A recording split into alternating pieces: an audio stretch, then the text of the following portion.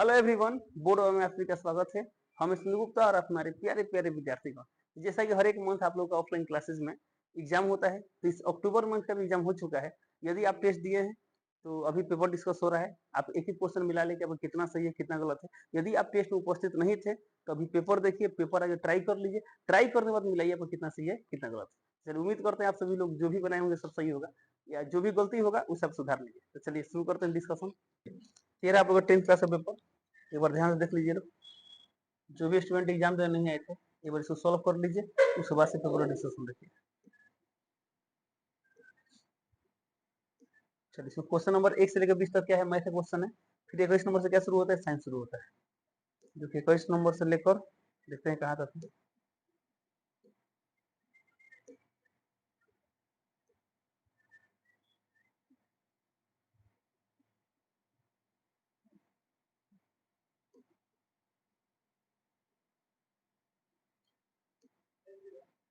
चलिए, question number 50 तक क्या है, साइंस है, ठीक है।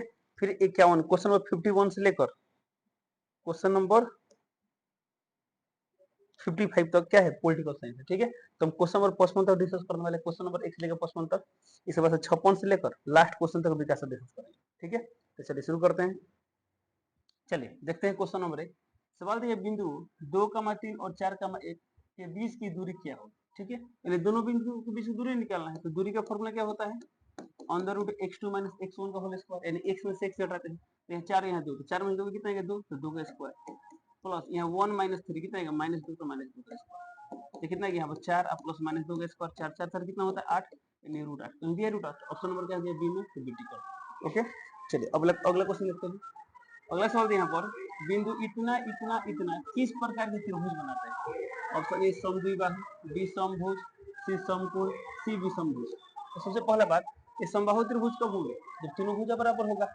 समभुज कब होंगे, जब सभी भुजा बराबर होगा। समकोण त्रिभुज कब होंगे, जब कोई एक कोण 90 डिग्री होगा। अब विषमभुज कब होंगे, जब कोई भी भुजा बराबर नहीं होगा, ठीक है। तो हम देख रहे हैं भुजा के आधार पर 3 वर्गीकरण दिया है। और एक और बात, समकोण भी त्रिभुज चेक करना होगा, तो तीनों भुजा पता होगा तभी चेक कर पाएंगे, कैसे, पाइथागोरस प्रमेय के विलोम से। तो कहने के तात्पर्य क्या है, ये मान लीजिए त्रिभुज एबीसी, पॉइंट ए है, एक पॉइंट बी और क्या है पॉइंट सी।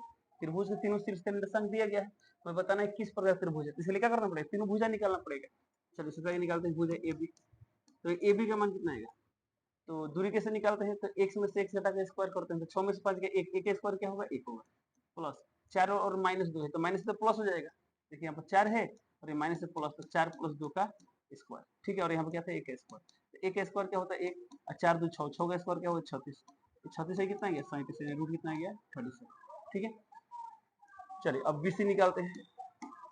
तो बीसी क्या होगा, ऑन द रूट 7 में से 6 गया 1, 1 का स्क्वायर 1, अब प्लस 2 - 4 कितना आएगा -2 का स्क्वायर कितना आएगा 4, तो 4 कितना गया 5, रूट कितना गया 5। अब हम क्या निकालेंगे, एसी निकालेंगे। तो एसी का मान कितना आएगा, ऑन द रूट 7 और में से 5 गया 2, 2 का स्क्वायर 4 प्लस 2, अब माइनस से प्लस 2 हो जाएगा, तो 2 2 4, 4 का स्क्वायर कितना है 16, 16 4 20। अब देखिए इसमें तीनों भुजा बराबर है, नहीं नहीं कोई भी साइड बराबर नहीं, जब कोई साइड बराबर नहीं तो क्या होगा, विषम भुज होगा, इन ऑप्शन नंबर क्या होगा डी, तो डी टिक। ओके, चलिए अगला क्वेश्चन देखते हैं। अगला सवाल यहाँ पर, यदि ए बी सी डी, यानी ए बी सी डी तीन का निर्देशांक दिया, चारों का निर्देशांक दिया गया है, तो ए बी सी डी किस प्रकार का चतुर्भुज। अब चतुर्भुज का प्रकार बताना है। तो बताइए आयत, आयत कब होता है, जब आमने सामने की भुजा बराबर हो, साथ ही साथ क्या हो, दोनों विकर्ण बराबर हो, तो आयत होगा। वर्ग कब होगा, जब चारों भुजा बराबर हो, दोनों विकर्ण बराबर हो। समचतुर्भुज कब होगा, जब आमने सामने की भुजा क्या हो बराबर, विकर्ण बराबर हो या नहीं उसका मतलब नहीं है। एक मिनट, समचतुर्भुज कब होगा, जब चारों भुजा बराबर हो। समांतर चतुर्भुज कब होगा, जब आमने सामने की भुजा बराबर। तो कहने के तात्पर्य क्या, ये सब हम कब बता पाएंगे, ये सब चारों भुजा दोनों विकर्ण निकालने। तो चलिए सबसे आगे चारों भुजा निकालते हैं। तो फर्स्ट भुजा क्या बनेगा यहाँ पर ए बी, ए बी कितना आएगा अंडर रूट 1 माइनस 1, तो प्लस हो जाएगा, तो 1 और 1 2, 2 का स्क्वायर 4 प्लस 0 है माइनस है तो प्लस हो जाएगा, 0 में से 2 गया -2 गया 2 आएगा, 2 का स्क्वायर कितना आएगा 4, तो 4 4 √8 के लिए देते हैं √8। ओके, चलो अब निकालते हैं बीसी। तो बीसी कितना आएगा -1 -1 2 का स्क्वायर कितना गया 4 प्लस 2 में 0 गया 2, 2 का स्क्वायर 4, 4 4 भी कितना गया √8, तो लीजिए √8। अब A B B C C D निकालते हैं, फिर क्या निकालेंगे ए डी निकालेंगे, ठीक है। सी डी का मान देखिए कितना आएगा सी डी का, तो -3 और माइनस से प्लस हो जाएगा, तो -3 और +1 -2 और -2 का स्क्वायर कितना आएगा 4 प्लस 0 -2 -2 का स्क्वायर कितना है 4, तो 4 4 कितना है 8 यानी √8। अब निकालना है ए डी, तो ए और डी, तो -3 और माइनस +1 यानी भी आएगा 4, प्लस यहाँ पर 0 और यहाँ -2, तो +2 का स्क्वायर कितना है 4, तो ये भी कितना आ गया √8। अब चारों भुजा बराबर, इसका मतलब क्या हुआ, या तो समचतुर्भुज होगा नहीं तो वर्ग होगा, ये दो तो ऑप्शन कैंसिल हो गया। लेकिन एक और बात है, जब चारों भुजा बराबर है ना तो वो आयत भी हो सकता है, कि पढ़े ना प्रत्येक वर्ग आयत होते हैं, लेकिन प्रत्येक प्रत्येक आयत वर्ग नहीं होते, बट चूंकि इसमें वर्ग समचतुर्भुज दिया, इसलिए दो ऑप्शन क्या होगा कैंसिल हो गया। अब ये दो में कोई होगा, कौन होगा, इसके लिए विकर्ण कैसे करना पड़ेगा, विकर्ण से करना। तो एक विकर्ण क्या होगा, एसी होगा, और एक क्या होगा, बीडी होगा। चलिए यहाँ पे विकर्ण निकालते हैं, एसी, एसी का मान कितना आएगा, देखिए यहाँ पर -1 और यहाँ -1, तो -1 में से ये माइनस प्लस होगा, तो -1 + 1 0 हो जाएगा, तो अंदर √0 स्क्वायर में 0 प्लस, यहाँ देखिए 2 और यहाँ पर -2, तो माइनस से प्लस 2 2 कितना है 4, 4 का स्क्वायर कितना है 16, यानी √16 का मान कितना आता है 4। ठीक है, अब निकालना हमें क्या चाहिए, बीडी निकालना है, बीडी। तो बीडी ये भी क्या है, ये दोनों क्या है, विकर्ण, ध्यान देंगे। और ये चारों क्या है, भुजाएं हैं, चारों क्या है, भुजाएं। ठीक है, अब देखिए बीडी कितना है, बीडी तो -3 और -1 -4 का स्क्वायर 16 प्लस 0 और -0 0 0 का स्क्वायर क्या है 0, 16 0 16, √16 का मान 4। तो हमें क्या दिख रहे हैं, चारों भुजा बराबर और दोनों विकर्ण बराबर। तो जब चारों भुजा बराबर दोनों विकर्ण बराबर क्या होंगे, वर्ग होंगे, ऑप्शन नंबर क्या होगा, बी, तो बी टिक कर देंगे। चलिए अगला क्वेश्चन देखते हैं। अगला सवाल यहाँ पर, एक्स अक्ष पर वह बिंदु जो इतना और इतना से समान दूरी पर है, यानी आपको निकालना है एक्स अक्ष पर वह बिंदु निकालना है जो इन दोनों बिंदु से समदूरस्थ है। तो सबसे पहला बात इसमें क्या बोलेंगे, एक्स अक्ष पर बिंदु, तो हम जानते हैं एक्स अक्ष पर वाई का मान क्या होता है, 0 होता है, वाई निर्देशांक 0 होता है, बट यहाँ पर 0 नहीं है तो कैंसिल हो गया, यहाँ पर भी 0 नहीं है वाई, तो भी कैंसिल हो गया, यहाँ 0 नहीं है भी कैंसिल, यानी ऑप्शन नंबर क्या हुआ, डी डी डी। तो ये सवाल क्या हुआ, देखिए ऑप्शन से ही क्वेश्चन बन गया। तो कभी भी ऑब्जेक्टिव में क्वेश्चन है, ध्यान से पढ़ लेंगे, समझ लेंगे, क्वेश्चन में जो पूछा गया उसको भिड़ेंगे। बहुत बार क्या होता है, दो ऑप्शन गैप होते हैं, यदि दो ऑप्शन रहता तो अभी हल करना पड़ता, बट इसमें 3 ऑप्शन गैप हो गए, तो मात्र एक ही ऑप्शन मिल रहा था, आपको हल करने की जरूरत नहीं है। ठीक है, चलिए अगला क्वेश्चन देखते हैं। अगला सवाल, यदि बिंदु P और Q के बीच की दूरी 10 इकाई है तो y का मान क्या है। ओके, समझिए, इसमें कहते हैं P और Q के बीच की दूरी, PQ का मान कितना दिया है, 10 इकाई दिया है, तो हमें y का मान निकालना। चलिए PQ निकालते हैं, दूरी सूत्र क्या होता है, अंडर रूट x2 - x1 का स्क्वायर, यहाँ 10 और यहाँ 2, तो 10 में से 2 गया 8, तो लिख देंगे 8 स्क्वायर प्लस यहाँ y और माइनस, तो यहाँ y, यहाँ माइनस पहले से, तो माइनस माइनस प्लस हो गया, तो y + 3 का स्क्वायर बराबर यहाँ 10, दोनों तरफ स्क्वायर कर देंगे, रूट की तरफ स्क्वायर हो जाएगा, कितना आएगा 8 का स्क्वायर 64, यहाँ कितना आएगा a + b का whole square, a square plus 3 का स्क्वायर 9 प्लस 2ab यानी 6y बराबर कितना आएगा 10 स्क्वायर यानी कितना गया 100 आ गया। ठीक है, हमें किसका मान निकालना, अच्छा हमें y का मान निकालना है। ओके, तो यहाँ y स्क्वायर, यहाँ पहले से 6y है तो 6y, अब देखो 64 और 9 कितना आएगा 9 4 13 6 1 7 73, प्लस दे तो माइनस हो जाएगा, तो -100 बराबर 0, तो कितना यहाँ पर वाई स्क्वायर प्लस 6y और ये कितना आएगा -73 और -100 कितना आएगा -10 में 3 या 7 और 9 में 27 बराबर 0। अब यहाँ द्विघात समीकरण बना, तो y कितने मानेंगे, 2 मानेंगे। अब y का मान क्या है, इसके लिए दो तरीका है, या तो आप ऑप्शन रख रख चेक कर लें, इसको देखिए हल कर लो। चलिए हल करते हैं लोग, ट्राई करते हैं लोग फर्स्ट इंटू लास्ट पे, तो फर्स्ट इंटू लास्ट आ रहा है -27, अभी 6y को ऐसे ब्रेक करते हैं, गुणा करते हैं -27 है, तो y स्क्वायर के इसको हमेशा लिख सकते हैं, अच्छा माइनस है ना, इसको हमेशा लिख सकते हैं, देखिए तो प्लस 9y -3y, 9 में से 3 गया 6 गुणा करने कितना आएगा -27 बराबर 0। यहाँ से y को बोलते हैं कितना गया y + 9 और यहाँ -3 को बोलते हैं कितना गया y + 9।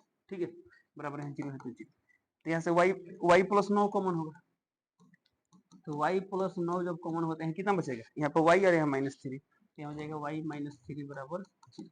एक बार इसको 0 करेंगे तो y + 9 को 0 करेंगे कितना आएगा, यहाँ से y का मान कितना आ गया -9, या हो सकता है y -3 0, यहाँ से y का मान कितना आएगा, यहाँ से y का मान आएगा 3, तो y का मान -9 भी हो सकता है और क्या हो सकता है 3 भी हो सकता है। ठीक है, देखते हैं कौन सा ऑप्शन है, तो ऑप्शन नंबर ए दिया है 3, बी दिया है -9, सी दिया है 3 या -9, तो आंसर में क्या रहे 3 या -9, तो ऑप्शन नंबर क्या होगा सी, तो सी टिक कर दो। ओके, चलिए अगला क्वेश्चन देखते हैं। अगला सवाल यहाँ पर, यदि Q बिंदु P और R से समान दूरी पर है तो x का मान क्या होगा, नहीं अभी कुछ देर पहले इस टाइप का क्वेश्चन आया था, बट हम सॉल्व नहीं किए थे, डायरेक्टली क्या किया था, ऑप्शन मिल गया था, ऑप्शन सॉल्व कर लिए, इसे सॉल्व करते हैं। तो बोला गया है यदि Q बिंदु P और R से समान दूरी पर है, यानी जो बिंदु Q है हमारे यहाँ पर Q है, तो Q क्या है 0, 1, ये वाला पॉइंट क्या है Q है, P और R से समदूरस्थ है, मान लीजिए यहाँ पर P है और यहाँ पर क्या है R है, इन दोनों से समान दूरी पर है, यानी जितना बड़ा ये होगा उतना ही बड़ा ये होगा। तो पी का इंटरसेक्शन कितना दिया है 5 का -3 और आर का कितना दिया है x का 6। ठीक है, तो इतना सवाल में दिया गया है, हमें किसका मान निकालना है, x का मान निकालना है। ठीक है, सब बताइए क्वेश्चन में क्या दिया है, तो क्वेश्चन में दिया है पी क्यू बराबर क्या होगा, पी आर होगा, ये आर क्यू होगा, आर क्यू होगा, आर क्यू। तब बताइए जब ये दोनों दूरी बराबर है तो यहाँ पे इक्वेशन बन गया, इसी को सॉल्व करते हैं कैसे, तो सर पी क्यू कैसे निकालेंगे, तो पी क्यू इन दोनों पॉइंट से निकालेंगे, क्या होता है formula under root x2 - x1 का होल स्क्वायर या x1 - x2 का होल स्क्वायर लिख सकते हैं। ठीक है, तो यहाँ 5 यहाँ 0, 5 में 0 कितना आएगा 5, तो 5 का स्क्वायर लिखते हैं 25 प्लस यहाँ -3 यहाँ -1, तो -3 -1 -4 -4 का स्क्वायर कितना आएगा 16 बराबर आर क्यूब निकालना है, ये वाला निकालना है, अंडर रूट x - 0 x आएगा तो x स्क्वायर, 6 में से गया 5, 5 का स्क्वायर 25, ये रूट और रूट कैंसिल करते हैं तो कितना गया 25 अब प्लस 16, यहाँ कितना गया एक्स स्क्वायर प्लस 25, ये 25 25 कैंसिल, ये कितना गया एक्स स्क्वायर का मान 16 आ गया, यानी लिखते हैं एक्स स्क्वायर बराबर 16, यहाँ से एक्स का मान क्या आएगा प्लस माइनस अंडर रूट 16 यानी प्लस माइनस 4, तो एक्स का मान +4 भी हो सकता है -4 भी हो सकता है, तो ऑप्शन में क्या दिया, ऑप्शन ए दिया 4, बी दिया 3, सी दिया 2, डी दिया 1, इसमें क्या होगा ऑप्शन नंबर 8 80। ओके चलो अगला क्वेश्चन देखते हैं। अगला सवाल यहाँ पर यदि बिंदु इतना और इतना को जोड़ने वाले रेखाखंड को बिंदु इतना विभाजित करता है, ध्यान देंगे एक पॉइंट दिया है -3 का -10 और दूसरा पॉइंट दिया है 6 का -8, तो बोला गया इन दोनों को जोड़ने वाला रेखाखंड, जोड़ने वाला इसको मान लेते हैं, इसको मान लेते हैं बी, इसमें बोला गया इतना और इतना को जोड़ने वाले रेखाखंड, यानी यहाँ पर रेखाखंड ए भी आ गया, को बिंदु -1,6 विभाजित करते हैं, बोल दिया गया इसको क्या कर रहा है -1,6 विभाजित कर रहा है, ऐसा बता दिया गया। ठीक है, तो आपको चेक करने की जरूरत है विभाजित कर रहा है कि नहीं कर रहा है। ठीक है, हालांकि चेक करने में सिखाया गया था ये चेक कर रहा है कि नहीं कर रहा, आप चेक कर सकते हैं। ठीक है, बट इसमें बोल दिया विभाजित करता है तो करता है, इसमें बोला गया अनुपात क्या है, यानी आपको इसमें निकालना है एपी अनुपात पीबी, जिसको हम m1 मान लें, इसको m2 मान लें, इस क्वेश्चन में क्या निकालना है m1 अनुपात m2 क्या होगा। ठीक है, तैयार कीजिए, हम लोग पढ़ते लोग, इसको मानते हैं लोग x1 का y1, इसको मानते हैं लोग x2 का y2 और ये वाला क्या है x का y, तो विभाजन सूत्र याद कीजिए, तो इसमें मान लीजिए हम x से सॉल्व करना चाहे तो x से कर सकते हैं, तो इस x निर्देशांक का फॉर्मूला क्या होता है, x का फॉर्मूला होता है m1 x2 plus m2 x1 और बटा में क्या होता है m1 प्लस m2। चलो वैल्यू पुट करते हैं, x का मान कितना दिया है -1, लिख देंगे -1 बराबर m1 का मान सर नहीं पता है, नहीं पता है तो इसे इंटू x2 का मान कितना दिया है, x2 का मान दिया है 6, तो 6 प्लस m2 का मान नहीं पता है, रख देते हैं, x1 का मान कितना है -3 का, लिख देंगे -3, अब बटा में m1 प्लस m2 नहीं पता है तो m1 प्लस m2। अब इसी को सॉल्व करेंगे, हमें इसमें क्या निकालना है, इसको सॉल्व करके हमें निकालना है m1 by m2, यानी m1 अनुपात m2 निकालना है। चलिए इसे सॉल्व करते हैं,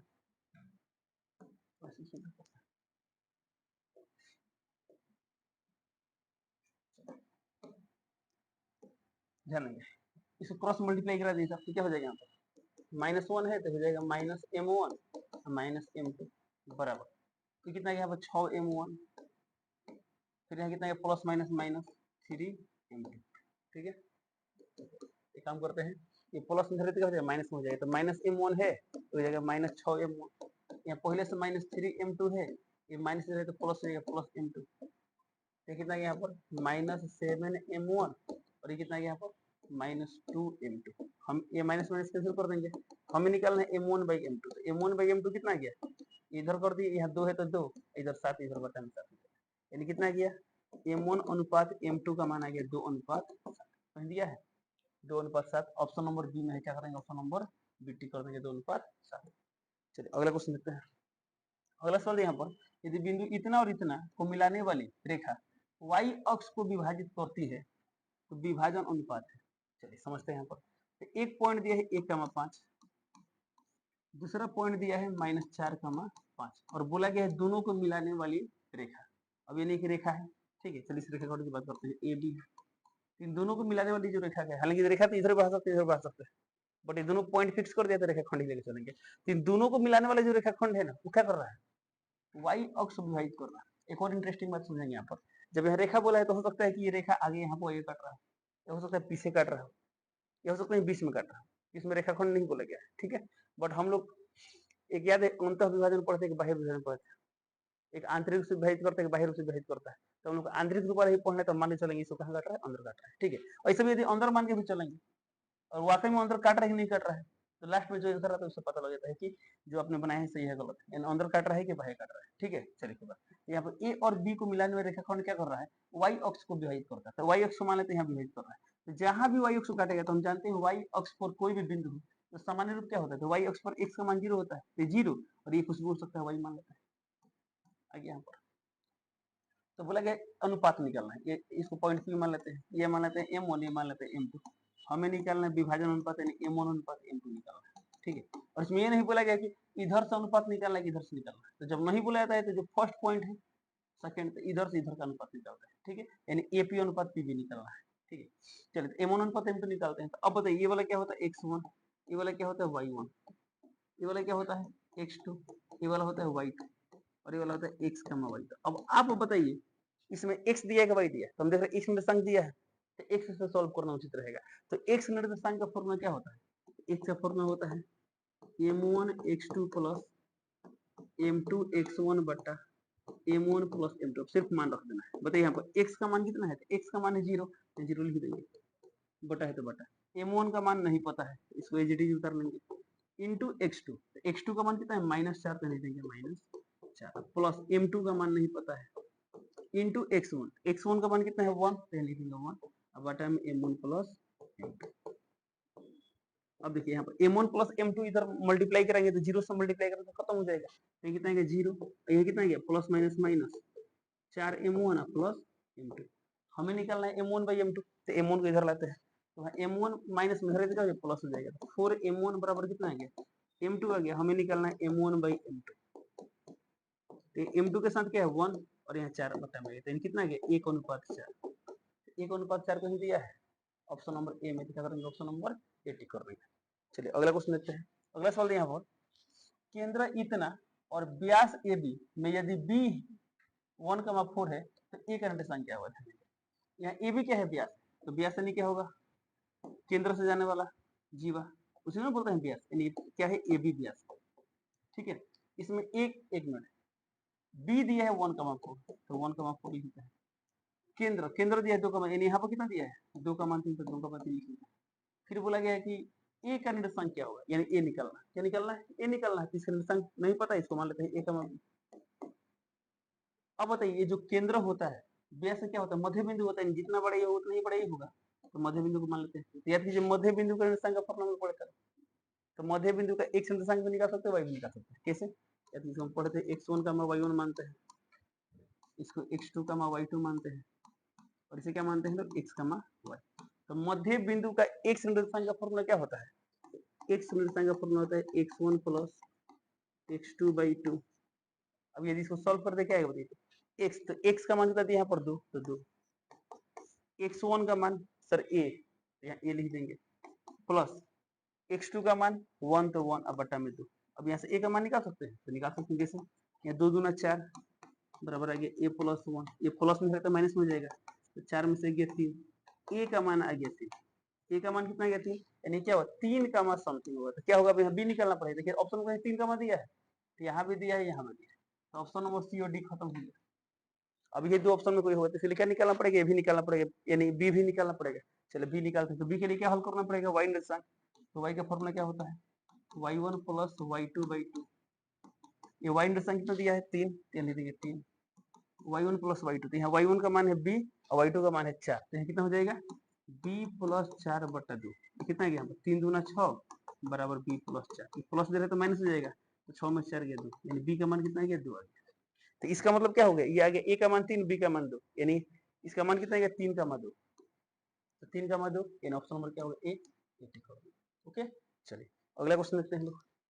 अगला सवाल यहाँ पर दिया गया है त्रिभुज के शीर्ष इतना इतना इतना हो तो क्षेत्रफल क्या होगा। सिंपल है, त्रिभुज का तीनों शीर्ष दिया गया, हमें क्षेत्रफल निकालना है। तो क्षेत्रफल के लिए आप ये लोग फॉर्मूला पढ़े चलो, एरिया ऑफ त्रिभुज, त्रिभुज का क्षेत्रफल क्या होता है 1/2, मोड क्यों लेते हैं, एरिया हम लोग नेगेटिव नहीं लेते हैं लोग। तो यहाँ क्या होता है x1 y minus y plus x2 y minus y plus x3 y minus y, और यहाँ याद किए सर, याद कीजिए 23, 31, 12। ठीक है, अभी क्या है इसको मान लेते हैं x1 का y1, ये वाला क्या है x2 कामा y2 और ये वाला क्या है x3 कामा y3। ठीक, अब इसमें सिर्फ मान रख देना है। तो कितना यहाँ पर 1/2। अब देखिए यहाँ पर x1 का मान कितना दिया है 2, तो 2। हालांकि अभी बिना लिखे भी सोच सकते हैं, पहले का में 1, दूसरा में 2, तीसरा में 3। ठीक है, बट लिख देते हैं। y2 का मान कितना है, तो y2 का मान है सर 0 0 माइनस y3 का मान -4 है, तो माइनस है तो पहले से माइनस है और माइनस आएगा तो प्लस हो जाएगा, +4। x2 का मान -1 है तो -1। y3 का मान, तो y3 का मान -4 माइनस y1 का मान कितना है 3, या लिख देंगे 3 प्लस x3 का मान कितना है, x3 का मान 2। y1 का मान, तो y1 का मान दिया है 3 माइनस y2 का मान कितना दिया है 0। अब इसी को सॉल्व करना है, चलिए सॉल्व करते हैं। किया गया 1/2 इंटू 2 इंटू 0 प्लस 4 कितना है 4, plus minus minus 1 into -4 -3 -7 plus 2 into 3 में 0 गया 3 कितना है 1/2 मोड 4 दूना 8 माइनस माइनस प्लस 7 प्लस 3 दूना 6 कितना है 1/2 इंटू मोड कितना है 713 3 8 3 21। ये कितना गया मोड 21 का मान 21 होता है, यानी 1/2 इंटू 21 यानी 21/2 कहीं दिया है। 21/2 को हम लिख सकते हैं 10.5 10.5, तो 10.5 बढ़ गया, इन ऑप्शन नंबर क्या होगा ए 80 करोड़। ओके, चलिए अगला क्वेश्चन देखते हैं। अगला सवाल यहाँ पर यदि बिंदु इतना इतना इतना संरेखी हो तो के का मान क्या है। ओके, तो या तो हम लोग पढ़े, चलो मान लीजिए इसको पॉइंट ए मान ले, पॉइंट बी मान ले, पॉइंट सी मान ले। जब तीनों बिंदु संरेखी है तो area of A B C क्या होगा, 0 होगा। अब इसी इक्वेशन सॉल्व करेंगे कैसे। अब यहाँ पर ये फॉर्मूला रहकर जो फॉर्मूला पढ़े हैं लोग, यहाँ पर सब मान रखेंगे, सॉल्व करेंगे के का मान आ जाएगा। ठीक है, तो एक तरीका ये है, तो यदि सब्जेक्टिव क्वेश्चन के रूप में एग्जाम में आता है तो आप ऐसे ही बनाएंगे। ठीक है, बट एक चीज और पढ़ चलो याद कीजिए लोग, किसी रेखा की ढाल, स्लोप ऑफ ए लाइन। ठीक है, जब भी संरेखी वाला सवाल ऑब्जेक्टिव में आएगा तब स्लोप ऑफ ए लाइन के कॉन्सेप्ट से बनाएंगे। कैसे, अब जब ये तीनों पॉइंट संरेखी है, तो पॉइंट ए मान ले, पॉइंट बी मान ले, पॉइंट सी मान ले, इसका मतलब क्या होगा ए बी का ढाल और बी सी का ढाल दोनों बराबर होगा। तो हम लिख सकते हैं ए बी की ढाल, ढाल यानी स्लोप, ढाल को इंग्लिश में क्या बोलते हैं लोग, स्लोप बोलते हैं, प्रवणता भी बोलते हैं लोग, ग्रेडियंट इसे इंग्लिश में बोलते हैं। तो ढाल बोले प्रवणता बोले, बात है बराबर क्या होगा बीसी की ढाल, बीसी की ढाल। ठीक है, अब तो ढाल निकालने का फॉर्मूला क्या होता है, तो यहाँ पे थोड़ा कॉन्सेप्ट देख लेते हैं ताकि आपको याद आ जाए। मान लीजिए एक पॉइंट दिया यहाँ पर x1 कामा y1, दूसरा पॉइंट दिया x2 कामा y2। हालांकि इसके बारे में पूरा डिटेल्स में पढ़ेंगे 11th क्लास में। 11th क्लास का मैथ में एक चैप्टर है स्ट्रेट लाइन, उसी में पढ़ना है क्यों होता है, कैसे होता है सब। तो यहाँ पर ढाल का फॉर्मूला क्या हो, इस लाइन का ढाल क्या हो, तो ढाल का फॉर्मूला क्या होता है y2 माइनस y1 बटा x2 माइनस x1। यदि आप यहाँ पर लिखते हैं y1 माइनस y2 तो यहाँ लिखना होगा x1 माइनस x2। यदि y में से y घटाएंगे x में से घटाएंगे, बट यदि इसमें से ये घटाएंगे तो x भी इसमें से घटाएंगे। ठीक है, चलिए ये ढाल का फॉर्मूला। अच्छा यहाँ ढाला लिख दीजिए, एक मिनट, ये है ढाल, यहाँ हो गया था ढाल। ओके, चलिए तो ढाल के और नाम क्या लिख देता है, प्रवणता।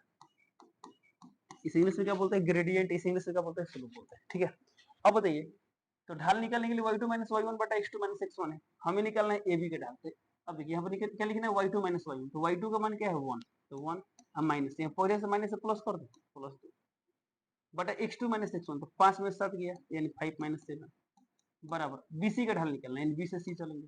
तो y2 माइनस y1 यानी कितना आ गया यहाँ पर k माइनस 1 बटा x2 माइनस x1, तो 3 माइनस 5, 3 माइनस 5। ठीक है, अभी देखिए कितना गया 1 2 3, 5 में 7 गया माइनस 2, ये कितना गया के माइनस 1, 3 में से 5 गया माइनस 2, तो माइनस 2 उड़ा दे, तो ये कितना गया ऊपर 3 बराबर के माइनस 1, ये माइनस करे तो प्लस हो जाएगा, तो 3 1 4 यानी के का मान कितना गया 4 आ गया, के का मान 4 यानी ऑप्शन नंबर क्या होगा ए 80 करोड़। ओके, चलिए अगला क्वेश्चन देखते हैं। अगला सवाल यहाँ पर यदि त्रिभुज के शीर्ष ए बी और सी हो तो केंद्रक का निर्देशांक क्या होगा। अच्छा बताइए, केंद्रक हमें निकालना है, तो त्रिभुज के केंद्र का फॉर्मूला पढ़े चलो। तो मान लीजिए त्रिभुज है, इसका केंद्रक होता है, केंद्र को हम मान ले x, y और ये दिया x1 y1, ये दिया x2 y2, ये दिया x3 y3। x का फॉर्मूला क्या होता है x1 plus x2 plus x3 बटा 3। इसी तरह y का फॉर्मूला क्या होता है y1 plus y2 plus y3 by 3। ठीक है, अब बताइए हमें इसमें क्या निकालना है, केंद्रक निकालना है। केंद्रक में x भी होता है y भी निकालना है, तो कौन निकालना बेहतर होगा, तो ऑप्शन में देखते हैं कौन है जो डिफरेंट है। यहाँ x का मान दिया 4 और कहीं 4, अच्छा यहाँ 4 मैच कर रहा है यहाँ पर। चलिए यदि y निकाले हैं 3, यहाँ 4 3 यानी y भी मैच कर रहा है, तब x निकाले या y निकाले मेहनत बराबर करना पड़ेगा। ठीक है, चलेगा x निकालते हैं। तब देखिए x के लिए क्या करते हैं लोग, तीनों x निर्देशांक जोड़कर 3 से भाग करते हैं, x निर्देशांकों का माध्य निकालना है। त्रिभुज के केंद्रों का x निर्देशांक का फॉर्मूला क्या होगा, उसके शीर्षों के x निर्देशांकों का माध्य, माध्य क्यों बोल रहे हैं लोग, तो पढ़ते लोग माध्य का फॉर्मूला राशियों का योग बटा राशियों की संख्या, ठीक है। तब यहाँ पर x1 कितना है 2 और यहाँ पर 4, यहाँ पर 6, तो 2 4 चलिए 2 प्लस 4 प्लस 6, अब बटा क्या करना होगा 3, तो 4 2 6 6 12, 12 बटा 3 कितना गया 4, यानी x का मान 4 आ गया, देखो 4 दिया है, यहाँ 4 दिया, तो 3 तो खत्म हो गया, ये 5 खत्म, ये तो a ना तो d होगा, कौन होगा, y निकालना पड़ेगा, तो y के लिए y1 plus y2 plus y3, तो यहाँ 3 और यहाँ -1, 3 और -1 और यहाँ 7 प्लस 7, अब बटा में 3, तो कितना गया ये 9 बटा 3, यानी कितना गया यहाँ पर 3, 4 का 3, यानी ऑप्शन नंबर क्या होगा, ऑप्शन नंबर ए होगा, तो क्या करेंगे ऑप्शन नंबर ए टिक कर देंगे। अगला क्वेश्चन देखते हैं, अगला सवाल यहाँ पर त्रिभुज एबीसी का केंद्रक जी है और 2 शीर्ष ए बी दिया है, तो तीसरा शीर्ष निकालना है, सिंपल। त्रिभुज एबीसी का बात किया गया है, ए बी सी, ए कितना दिया गया है 2,5, बी कितना दिया गया है 8,3, सी हमें निकालना है, इसको मान लेते हैं ए का बी मान लेते हैं, या एक काम करते हैं, इसको x1 y1 मानते हैं, याद कीजिए, इसे क्या मानते हैं x1 का y1, ये क्या मानते हैं x2 का y2, तो इसको मान लेते हैं x3 का y3, यानी आपको इसमें क्या निकालना है x3 का y3 निकालना है, और इसमें केंद्रक दिया गया है, तो केंद्रक यानी क्या है जी, केंद्रक क्या होता है माध्यिकाओं का प्रतिच्छेद बिंदु, याद कीजिए, ये वाला दिया गया है जी, ये क्या है माध्यिका है, जितना बड़ा है उतना बड़ा है, जितना बड़ा है उतना बड़ा, तो जी निकालना है, इसको मान एक मिनट, जी निकालना है, जी दिया गया कितना दिया है 4,3 दिया गया, 4,3, इसको हम लोग क्या मानते हैं लोग x का मान y, ठीक है। या हम लोग पढ़ते लोग त्रिभुज के केंद्र का x निर्देशांक भी जानते हैं, y भी जानते हैं, ठीक है। हम इसमें क्या निकालना c निकालना है, देखिए तो ऑप्शन में यहाँ 2 दिए हैं, 4 दिए हैं, 3 दिए हैं, 1 दिया है, यानी x निर्देशांक सबका अलग अलग है, तो x निकालना उचित रहेगा, क्योंकि y निकालेंगे तो क्या है यहाँ भी y यहाँ भी 1, तो यदि 1 आ गया तो फिर ये दो को में डिसीजन लेना पड़ेगा, इसलिए यहाँ क्या निकालना उचित है x निकालना उचित है। तो बताइए x निर्देशांक का फॉर्मूला क्या होता है, x का फॉर्मूला होता है x1 plus x2 plus x3 by 3, अब देखिए x का मान 4, तो लिख देंगे 4 बराबर x1 का मान 2, x2 का मान 8, x3 का मान नहीं पता, ये तो निकालना है, अब बटा में 3 होते, तो कितना गया 4 3 12, ये गया 8 2 10 प्लस x3, जैसे x3 का मान कितना गया 12 में 10 गया 2, x3 का मान आ गया 2, तो 2 कहीं दिया है, यानी यहाँ पर आ गया 2, तो और कहीं 2 है देखिए तो नहीं है, तो यानी आपकी हल करने की जरूरत नहीं, ऑप्शन नंबर क्या करेंगे 80 कर, ओके। चलिए अगला क्वेश्चन देखते हैं, अगला सवाल यहाँ पर यदि किसी त्रिभुज के तीनों शीर्षों के एक निर्देशांक समान है, ध्यान देंगे तीनों शीर्ष का एक निर्देशांक समान है, यानी इसमें दिया है x1 बराबर x2 बराबर x3, तीनों के तीनों बराबर है, ठीक है, उनके केंद्रक का एक निर्देशांक क्या होगा, ठीक है, एक हम तीनों बराबर है, तीनों को हम कुछ मान लेते हैं, ए मान लेते हैं, क्या मान लेते हैं ए मान लेते हैं, तो बोले त्रिभुज के केंद्र का एक निर्देशांक, तो x निर्देशांक का फॉर्मूला क्या होता है x1 plus x2 plus x3, अब बटा में होता है 3, अब इसमें x1 का मान क्या है a, x2 का भी मान है, x3 का मान है, तीनों सेम है, तो a प्लस a बटा में 3, तो कितना यहाँ पर 3a बटा 3, तो 3 3 यानी कितना गया a, तो इससे क्या निष्कर्ष निकला, जो भुजाओं में क्या बोलते शीर्षों का एक निर्देशांक था वही क्या होगा केंद्र का भी रहेगा, वही क्या रहेगा केंद्र का भी होगा, इसमें क्या बोला गया है ऑप्शन नंबर ए बोल रहा है वही रहेगा, बी बोल रहा है 0 होगा, डी बोल रहा है 3 गुना होगा, डी बोल रहा है अपरिभाषित, इसका आंसर क्या होगा ऑप्शन नंबर ए वही रहेगा, क्यों तो यहाँ पर आप देख पा रहे हैं, ठीक है। चलिए अगला क्वेश्चन देखते हैं, देखिए कैसे यहाँ पर x1 x2 x3 ए था और एक निर्देशांक केंद्र का भी क्या गया ए आ गया, यानी क्या देख रहे हैं वही रह रहा है, तो ऑप्शन नंबर क्या होगा ए टिक कर। अगला क्वेश्चन यहाँ पर त्रिभुज का केंद्र किस अनुपात में माध्यिका को विभाजित करता है, त्रिभुज का केंद्र डेली हम लोग पढ़ते लोग, केंद्रक जो होता है माध्यिका कितने अनुपात में बढ़ता है 2 अनुपात 1, समझ एक त्रिभुज है, ये वाला क्या है माध्यिका है, ये वाला क्या है माध्यिका है, इधर से एक माध्यिका है, तो माध्यिका जहाँ करता है वही क्या होता है केंद्रक होता है, तो जो केंद्र होता है माध्यिका, तो माध्यिका हम इधर से देखते हैं ना कि इधर देखते हैं, तो इधर से जब आएंगे तो यदि ये वाला होगा 2 तो ये वाला क्या होगा 1, यानी यहाँ पर ए मान ले, इसको पी मान ले, इसको जी मान ले, तो यहाँ पर ए जी अनुपात जीपी कितना है 2 अनुपात के बाद हम लोग पढ़ते हैं, ठीक है, तो इसका ऑप्शन नंबर क्या होगा ऑप्शन नंबर बी। अगला क्वेश्चन किसी त्रिभुज का केंद्र किस बिंदु पर स्थित होता है, केंद्र किस बिंदु पर स्थित होता है, ऑप्शन बोल रहे 3 उच्च माध्यिकाओं के प्रतिच्छेद पर, 3 लंबकों के प्रतिच्छेद पर, 3 समद्विभाजकों के प्रतिच्छेद पर, 3 भराजों, इसका ऑप्शन क्या है ऑप्शन नंबर ए, हम पढ़े लोग माध्यिकाओं का प्रतिच्छेद बिंदु क्या होता है केंद्रक होता है, तो ऑप्शन नंबर क्या होगा ए टिक कर देंगे। अगला क्वेश्चन देखते हैं, अगला सवाल यहाँ पर, अच्छा अब यहाँ से बहुपद क्वेश्चन आएगा, ध्यान दीजिए। यदि एफ ऑफ एक्स बराबर इतना को जी ऑफ एक्स बराबर इतना से भाग दिया जाए तो भागफल का घात क्या होगा? ओके सर, क्या इसको पूरा भाग देना पड़ेगा? भाग देने की जरूरत नहीं पड़ती है। कैसे? या चीज हम पढ़े थे। इसमें क्या करना है, इसमें बोला गया एफ ऑफ एक्स को किसे भाग करना है? जी ऑफ एक्स से भाग करना है। तो भागफल का हमें घात बताना है, भागफल नहीं बताना है। तो अब बताइए एफ ऑफ एक्स का घात क्या है? तो इसका घात क्या दिया है? 4।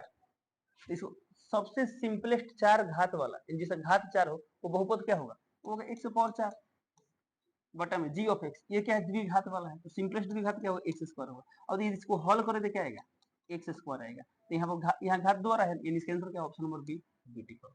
ओके अगला क्वेश्चन देखते हैं। अगला सवाल यहाँ पर, यदि जी ऑफ एक्स इतना हो तो जी ऑफ -1 का मान क्या हो? सिंपल हमें निकालना है जी ऑफ -1। इसका मान क्या होगा? जहां जहां एक्स क्या लिखेंगे? -1 लिखेंगे। तो 3 है तो 3, या एक्स लिख देंगे -1 पावर 3 है तो 3, -7, फिर एक्स का मान -1 और +2। ये कितना है यहाँ पर? 3 और -1 के पावर 3 क्या होगा? -1 होगा। तो -1 ये माइनस माइनस +7 और +2, ये कितना गया? प्लस माइनस -3 और 7 2 9, 9 में से 3 कितना गया? 6। 6 यानी ऑप्शन नंबर क्या होगा? ए 80 करो। ओके अगला क्वेश्चन देखते हैं। अगला सवाल यहाँ पर, इतना का एक शून्यक है। तो दो तरीका ही आता है, इसको हल कर ले। ये ऑप्शन रखे चेक करना है, ठीक है। चलिए ऑप्शन रखे चेक करना है।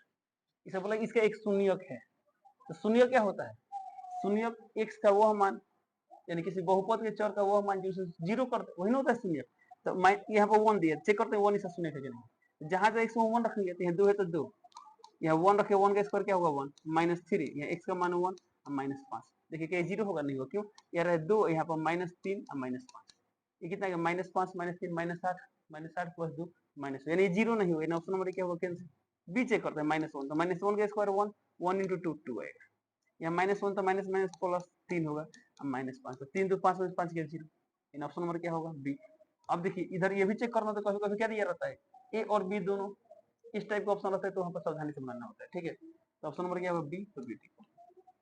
अगला क्वेश्चन देखते हैं।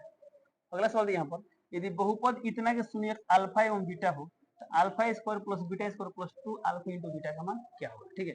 अब तो हमें निकालना alpha square plus beta square plus 2 alpha into beta. अब देखिए A square plus B square plus 2ab पढ़े लो फॉर्मूला। डायरेक्टली क्या फॉर्मूला होता है? ये होता है a प्लस बी यानी अल्फा प्लस बीटा का होल स्क्वायर हो जाएगा। समझ सकते हैं। अब अल्फा प्लस बीटा में निकालना है क्या होता है फॉर्मूला? -b/a, यहाँ स्क्वायर है तो स्क्वायर। अब देखिए माइनस है तो माइनस बी, इसमें बी का मान कितना दिया है? तो बी का मान दिया है 5, दिया 5 बटा में ए का मान कितना है? यहाँ पर 1, तो लिख देंगे 1, स्क्वायर है तो स्क्वायर, बटा में 1 है कोई मतलब नहीं है, माइनस का स्क्वायर प्लस होता है, 5 का स्क्वायर 25, तो 25 यानी ऑप्शन नंबर क्या होगा? ऑप्शन नंबर ए 80। ओके इस तरह करके मैथ जितने क्वेश्चन थे और डिस्कशन कंप्लीट होगा। चलिए अब चलते हैं साइंस के क्वेश्चन पे। चलिए देखते हैं क्वेश्चन नंबर 21 नंबर सवाल यहाँ पर, वह उपकरण जो विद्युत ऊर्जा को यांत्रिक ऊर्जा में बदलता है। तो किस उपकरण को विद्युत ऊर्जा देते हैं वो यांत्रिक ऊर्जा देता है? तो विद्युत मोटर हम लोग पढ़े हैं, यानी ऑप्शन नंबर क्या होगा? बी, बी टिक कर। ठीक है अगला क्वेश्चन यहाँ पर, निकट दृष्टि दोष को निम्नलिखित में किस लेंस से दूर हटाया जाता है? तो बताइए निकट दृष्टि दोष को दूर करने के लिए हम कौन लेंस यूज करते हैं? ऑप्टो लेंस, यानी ऑप्शन नंबर क्या? Option number B, B tick कर। अगला क्वेश्चन, निम्नलिखित में कौन कार्बोक्सिलिक समूह है? तो देखिए कार्बोक्सिलिक समूह यानी कहते हैं यहाँ पर कार्बोक्सिलिक, यानी कार्बोक्सिलिक अम्ल का बात कर रहा है। तो कार्बोक्सिलिक अम्ल का समूह क्या होता है? COOH। हम ऐसा लिखे या ऐसा लिखे, बातें क्या है? तो कौन सा ऑप्शन लिखे? तो ऑप्शन नंबर क्या है? ऑप्शन नंबर सी, तो सिटी कर। ठीक है क्या है? कार्बोक्सिलिक। ऑप्शन ए क्या है? एल्डिहाइड वाला समूह। ऑप्शन नंबर बी क्या है? CO, या फिर कार्बोनिल समूह यानी कीटोन वाला समूह है। सी दिया COOH, डी दिया है O, ये क्या होता है? ईथर होता है। ये वाला क्या होता है? ईथर होता है। ठीक है चलिए, तो यहाँ बोला कार्बोक्सिलिक, यानी ऑप्शन नंबर क्या होगा? सी, तो सिटी कर। अगला क्वेश्चन, निम्नलिखित में कौन अनविकरणीय ऊर्जा का स्रोत नहीं है? ध्यान दें क्या बोला है? अनविकरणीय नहीं है। ऑप्शन ए पेट्रोलियम, पेट्रोलियम तो अनविकरणीय होता है। बी दिया है कोयला, ये भी अनविकरणीय होता है, हमें बोला गया नहीं है। सी दिया है बायोगैस, तो बायोगैस क्या है? नवीकरणीय स्रोत है, यानी ऑप्शन नंबर क्या होगा? सी, तो सिटी कर। प्राकृतिक गैस भी क्या है? अनविकरणीय है। ठीक है अगला क्वेश्चन, मनुष्य में ब्रेक निम्न में किससे संबंधित है? ब्रेक किससे संबंधित है? ऑप्शन ए पोषण नहीं, बी शोषण नहीं, सी परिवहन नहीं, डी उत्सर्जन। ऑप्शन नंबर क्या होगा? D, D. अगला क्वेश्चन देखते हैं। चलिए अगला सवाल यहाँ पर, निम्नलिखित में कौन लेंस की क्षमता का मात्रक है? तो लेंस की क्षमता का मात्रक क्या होता है? डायोप्टर होता है। ऑप्शन ए दिया जूल, बी दिया वाट, सी दिया डायोप्टर, डी दिया अर्थ। ऑप्शन नंबर क्या होगा? सी, सी टिक कर दें। ठीक है याद कीजिए पढ़े तो लेंस की क्षमता कैसे मतलब क्या होता है? डायोप्टर, एक डायोप्टर हम कर सकते हैं 1 मीटर इनवर्स भी लिख सकते हैं। ठीक है अगला क्वेश्चन, किस रंग का विचलन न्यूनतम होता है? किस रंग का होता है? लाल रंग का होता है। प्रकाश के वर्ण विक्षेपण समय किस रंग का विचलन सबसे कम होता है? लाल रंग का। ऑप्शन नंबर क्या होगा? ए, 80 कर। अगला, बैटरी से किस प्रकार की धारा प्राप्त होती है? तो बैटरी से कैसे धारा प्राप्त होती है? डीसी यानी डिस्क धारा प्राप्त होती है। ऑप्शन दिया प्रत्यवर्ती, बी दिया डिस्क धारा, यानी ऑप्शन नंबर क्या होगा? बी। तो बी टिक कर दें। अगला, पौधे में उत्सर्जित पदार्थ है। ऑप्शन नंबर ए गोंद, गोंद है। बी दिया टेनिन, टेनिन भी है। सी दिया रेजिन, रेजिन भी है। ऑप्शन डी दिया कि इनमें से सभी। तो ऑप्शन नंबर क्या होगा? डी। तो डी टिक कर दें। अगला क्वेश्चन, प्रकाश संश्लेषण की क्रिया होती है। ऑप्शन नंबर ए कवकों में, बी जंतुओं में, सी हरे पौधों में, डी परजीवी में। इसका आंसर क्या होगा? Option number C. तो सी टिक करते हैं। अगला क्वेश्चन, समीकरण 2H2 प्लस O2 2H2O किस प्रकार की अभिक्रिया है? ऑप्शन ए दिया संयोजन अभिक्रिया। जी बिल्कुल ठीक है, संयोजन अभिक्रिया क्यों? इसमें दो या दो से अधिक पदार्थ मिलकर एक पदार्थ बन रहा है। बट आगे भी चेक कर लेंगे, नहीं दिया ए और बी दोनों या इनमें से सभी। तो बी दिया है वियोजन, तो वियोजन तो है नहीं। सी दिया अवक्षेपण, ये भी नहीं। डी उदासीनीकरण, ये भी। तो ऑप्शन नंबर क्या होगा? ए। ए टिक कर देंगे, संयोजन अभिक्रिया। अगला क्वेश्चन, निम्नलिखित में कौन प्राकृतिक संसाधन नहीं है? प्राकृतिक संसाधन नहीं, ऑप्शन नंबर ए वायु। तो वायु तो है, हमें खोजना है, नहीं है। बी जल, जल भी है। सी मिट्टी, ये भी है। इन तीनों भी तीनों प्राकृतिक है। तो ऑप्शन नंबर क्या होगा? डी। इनमें से कोई नहीं। अगला क्वेश्चन, निम्नलिखित में कौन लवण है? तो ऑप्शन ए दिया HCl हाइड्रोक्लोरिक, ये अम्ल है। NaOH सोडियम हाइड्रोक्साइड, ये भी, ये क्या है? भस्म है। ये हमें बताना है कौन लवण है। सी दिया पोटेशियम सल्फेट, तो पोटेशियम सल्फेट क्या होता है? लवण होता है। डी दिया अमोनियम हाइड्रोक्साइड, ये भी क्या है? भस्म, दुर्बल भस्म है। तो यहाँ बोला लवण है, ऑप्शन नंबर क्या होगा? सी। तो सी टिक कर दो। अगला क्वेश्चन, इथेन के एक अणु में कितने सहसंयोजक बंधन होते हैं? ध्यान देंगे, इथेन बोला था। इथ, इथ माने कितने कार्बन? दो कार्बन। मेथ, एथ। यहाँ एन है, एन माने सिंगल बॉन्ड। इस कार्बन कितना हट रहा है? तीन घट रहा है। ये तीन को बॉन्ड देते हैं। यहाँ भी कितना हट रहा है? तीन, तीन। अब जहां जहां बॉन्ड है वो क्या रखते हैं? एच रखते हैं। हालांकि यहाँ पे एच रखने की जरूरत नहीं, क्यों? तो हम सिर्फ बॉन्ड गिनना है। तो बोला किसकी संरचना है? इथेन संरचना है। बोला कितने सहसंयोजक का बंध है? तो कितने कितने? एक, दो, तीन, चार, पांच, छह, सात। कितने हैं? सात। तो सात, यानी ऑप्शन नंबर क्या होगा? Option number D. तो डी टिक करो। अगला क्वेश्चन, एक और ध्यान देंगे, कभी कभी क्वेश्चन देता है इथेन के एक अणु में कार्बन कार्बन के बीच कितने अबंध होते हैं? तो कार्बन कार्बन के बीच कितने हैं? मात्र एक अबंध। ध्यान देंगे, इसलिए पूरा क्वेश्चन ध्यान से पढ़ते हैं तब टिक करते हैं। बट इसमें क्या बोले? अणु में कितने सहसंयोजक अबंध है? तो कुल कितना है? सात। तो सात टिक करते हैं। अगला क्वेश्चन, किसे रासायनिक दूध कहते हैं? रासायनिक दूध किसे कहते हैं? ऑप्शन नंबर उद्दीपक को नहीं, बी पाचक रस नहीं, सी हार्मोन को। तो हमने पढ़े थे ना, हार्मोन को क्या बोलते हैं? रासायनिक दूध भी बोलते हैं। इन ऑप्शन नंबर क्या होगा? सी। तो सी टिक करते हैं। अगला क्वेश्चन, अगला सवाल यहाँ पर, मेंडल ने अपने आनुवंशिकी प्रयोग हेतु किस पौधे का उपयोग किया? तो कौन पौधे का उपयोग किए थे? मटर का उपयोग किए थे। इन ऑप्शन नंबर क्या होगा? सी। तो सी टिक करते हैं। पारिस्थितिक तंत्र में ऊर्जा का प्रवाह किस दिशा में होता है? तो पारिस्थितिक तंत्र में ऊर्जा का प्रवाह क्या होता है? एक दिशिक होता है। जैसे में सूर्य, सूर्य का ऊर्जा आता है उपभोक्ता में, उत्पादक में आता है। याद देखिए, याद कीजिए, सूर्य, सूर्य से उत्पादक, उत्पादक से उपभोक्ता, फिर उपभोक्ता से अपघटक। यानी ये बैग नहीं आ सकता है, बस एक ही डायरेक्शन में चलता है। ठीक है, तो एक दिशी होता है, हम तो पढ़े थे लोग। इसके आंसर क्या? ऑप्शन नंबर ए, एक दिशी है। अगला क्वेश्चन, जीवधारियों द्वारा किस प्रकार की नाइट्रोजन युक्त पदार्थ का उत्सर्जन होता है? जीवधारी बोले हैं, मनुष्य नहीं बोला, जीवधारी यानी कोई भी जीव हो सकता है। ऑप्शन दिया अमोनिया, जी बिल्कुल, अमोनिया का एक उत्सर्जित उत्पाद है। बी यूरिक अम्ल, ये भी उत्सर्जित उत्पाद है। सी यूरिया, ये भी है। ऑप्शन डी दिया इनमें सभी देगा, ऑप्शन नंबर डी टी करेंगे, इनमें से सभी। अगला क्वेश्चन, तंत्रिका तंत्र की रचनात्मक एवं क्रियात्मक इकाई को क्या कहते हैं? तो तंत्रिका तंत्र रचनात्मक एवं क्रियात्मक इकाई को क्या कहते हैं? न्यूरॉन कहते हैं। यानी ऑप्शन नंबर क्या होगा? Option number B. तो बी टी करो। ठीक है, यही मान यहाँ पर होता है ब्रिक। ब्रिक के क्रियात्मक संरचनात्मक इकाई को क्या कहते हैं? तो ब्रिक के क्रियात्मक एवं संरचनात्मक इकाई को क्या कहते हैं? नेफ्रॉन कहते हैं। बट यहाँ तंत्रिका तंत्र क्या करेंगे? बी, न्यूरॉन, इसे तंत्रिका कोशिका भी कहते हैं। अगला क्वेश्चन, चलिए क्वेश्चन नंबर 40 जानेंगे। सवाल दिया, एक 5 मीटर लंबी वस्तु समतल दर्पण के सामने 3 मीटर की दूरी पर स्थित है। तो एक नंबर क्वेश्चन दिया, दर्पण द्वारा बने प्रतिबिंब की ऊंचाई। 2 नंबर दिया, दर्पण से प्रतिबिंब की दूरी। 3 दिया, वस्तु तथा प्रतिबिंब के बीच की दूरी क्या होगी? ठीक है, तो समतल दर्पण है, तो ये समतल दर्पण समझिए। अब इस दर्पण के सामने क्या है? 5 मीटर लंबी वस्तु। तो यहाँ पे वस्तु है, तो कितना मीटर लंबा है? 5 मीटर। कितनी मीटर दूरी पर है? 3 मीटर दूरी पर है। 3 मीटर दूरी पर है। तो अब बताइए, इसमें प्रतिबिंब के बारे में कुछ पूछा गया। तो बताइए, पढ़े चलो, समतल दर्पण जो प्रतिबिंब, वस्तु का प्रतिबिंब बनता है, वो प्रतिबिंब क्या होता है? जितना दूरी पर वस्तु, नहीं दूरी पर प्रतिबिंब, यानी इसका प्रतिबिंब जब कहीं बनेगा, भाषा प्रतिबिंब कितनी दूरी पर? 3 मीटर से 3 मीटर पर बनेगा। अब पढ़े चलो, समतल दर्पण द्वारा बने प्रतिबिंब की ऊंचाई वस्तु की ऊंचाई के बराबर होती है। 5 मीटर, भी क्या होगा? 5 मीटर होगा। तो एक नंबर क्वेश्चन क्या है? दर्पण द्वारा बने प्रतिबिंब की ऊंचाई तो कितना होगा? 5 मीटर। तो एक का आंसर होगा 5। तो ये भी 5, ये भी 5, यहाँ 3 है, ये तो दो खत्म हो गया।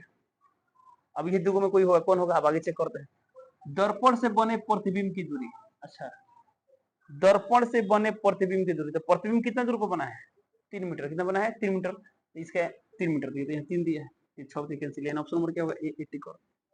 ठीक है, बट ये भी चेक कर लेते हैं, 3 दिया है, वस्तु तथा प्रतिबिंब के बीच की दूरी। अब तो ये वस्तु है और ये प्रतिबिंब है, तो दोनों के बीच की दूरी कितनी है, तो 3 3 6, तो 6 मीटर, यानी ऑप्शन नंबर क्या है ए में ही 80 की है। ओके, चलो अगला सवाल देखते हैं। अगला सवाल यहाँ पर, यदि समतल दर्पण में वस्तु और प्रतिबिंब के बीच की दूरी 10 की पावर -8 सेंटीमीटर दी गई है, तो वस्तु दर्पण से कितनी दूरी पर स्थित है, ध्यान देंगे। ये मान लीजिए क्या है, दर्पण है, यहाँ पर है वस्तु, तो इतना ही दूरी पर इधर क्या बनेगा, प्रतिबिंब बनेगा, तो बोला क्या है प्रतिबिंब, तो बोला क्या वस्तु और प्रतिबिंब के बीच दूरी, यानी पूरा ये दूरी कितना दिया है, पूरा दूरी 10 की पावर -8 सेंटीमीटर। ठीक है, इसमें क्या बोला गया है, तो बोला गया है कि वस्तु दर्पण से कितनी, यानी आपको ये वाला दूरी निकालना है, इसको हमने x मान लिया, x का मान निकालना है, तो हम लोग पढ़े लो जितना दूरी ये होता है उतना ही दूरी ये होता है, यानी ये वाला मान क्या होगा, इसका आधा होगा, तो सीधी सी बात है यहाँ पे x का मान क्या आएगा, इसका आधा, यानी 10 की पावर -8 बटा 2, इसको हम ऐसा लिख सकते हैं 1 बटा 2 गुणे 10 की पावर -8, और इस सेंटीमीटर में तो भी किसमें आएगा, सेंटीमीटर में आएगा, तो कितना आएगा 0.5 इंटू 10 की पावर -8 सेंटीमीटर, किसी ऑप्शन में दिया है, तो सर ऑप्शन में 5 गुणे समथिंग दिया है। ठीक है, तो अब याद कीजिए, वैज्ञानिक संकेतन पढ़े, इसको वैज्ञानिक संकेतन बदलेंगे लोग, तो कैसे बदलेंगे लोग, दशमलव यहाँ करेंगे तो हो जाएगा 5, तो जब दशमलव इधर तो पावर घटाते हैं, तो एक स्टेप आगे गया तो इसमें एक घटाएंगे, तो -8 देगा वो -9 सेंटीमीटर, यानी ऑप्शन नंबर क्या है, ये तो 80 कर 5 गुणे 10 पावर -9 सेंटीमीटर। बी कैंसिल, हालांकि बी नहीं होगा, सी है, ऑप्शन सी भी कैंसिल, डी भी कैंसिल, तो ऑप्शन नंबर क्या होगा ए 80 कर देंगे। अगला सवाल, अगला सवाल यहाँ पर, किसी प्रकाश किरण के लिए आपतन कोण 40 डिग्री है, परावर्तन कोण क्या होगा, सिंपल है, आपतन कोण का मान 40, तो परावर्तन बोला है, तो हमने पढ़े आपतन कोण बराबर परावर्तन होता है, तो आपतन 40 तो परावर्तन भी क्या होगा 40, इन ऑप्शन नंबर क्या होगा ए 80 कर देंगे।